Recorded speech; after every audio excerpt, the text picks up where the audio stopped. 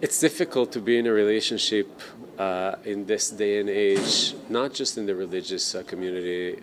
For all kinds of reasons, we're living in a time where there is a great emphasis on individualism, and that pulls people away. So to be willing to make the effort to get close to someone who at the beginning was a total stranger and build a life together, it's a great task. And to see this as a path, as an opportunity for growing, and not think that just because you have conflicts or tensions, it's a sign that something is wrong. There's nothing is wrong. Power struggles are part of being in a relationship.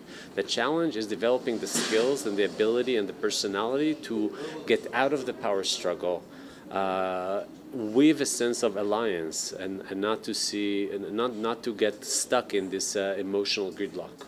Struggles and conflicts are built into the human experience. It is any relationship needs to have power struggles. It's actually the way you overcome the power struggles and don't get into like a gridlock about it, which determines your strength as a person and the strength of the relationship. So to get out of a power struggle requires developing, and as you do this, you grow and develop as a person. You know yourself better, you know the other person better, and it's a built into the human experience. So if people expect not to have power struggles and not to have conflict, they better not get married. And people who are having struggles, just know that through resolving them and working them out, you're growing as people. It is helpful to have someone else who is outside your relationship, or that you can go to get another perspective, whether it be a rabbi or a counselor or a very good friend that is agreeable to both of you. But having conflicts is not a sign of crisis, especially, I would say, even on intimate issues. And that's where it gets a little touchy, because people tend to take sexual difficulties very personally. If you are having sexual difficulty, there's something wrong with me. There is not necessarily something wrong with you, but the resolution of it always will require your cooperation and participation. Another tip that I'll give is the gift of Shabbat. There's something about Shabbat that brings us back to organic time and organic way of being.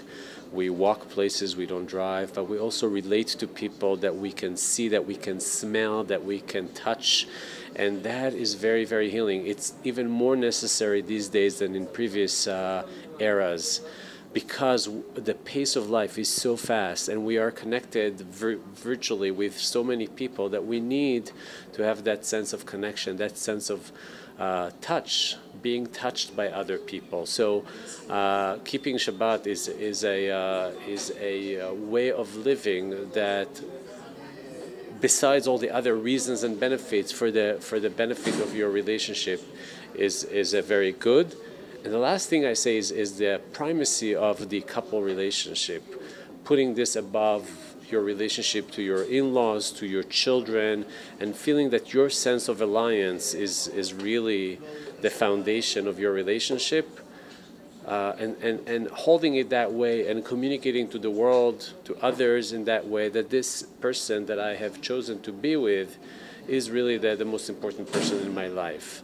So that, I think, is another tip that I would say for a successful relationship. We're living longer. It gives us more opportunity to grow. To grow with the same person for a very long period of time is a tremendous challenge, but it's also a great opportunity.